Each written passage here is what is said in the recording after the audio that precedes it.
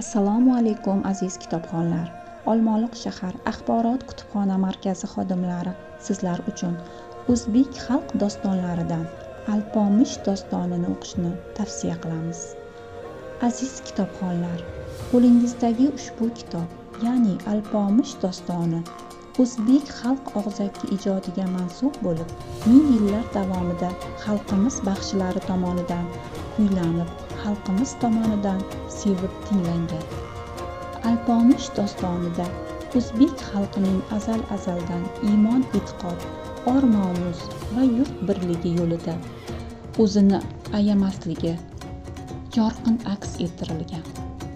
Aziz kitobxonlar, ushbu kitobni mutolaa qilishni xohlasangiz, Olmaliq shahar axborot kutubxona markaziga tashrif buyuring va mutolaa qiling.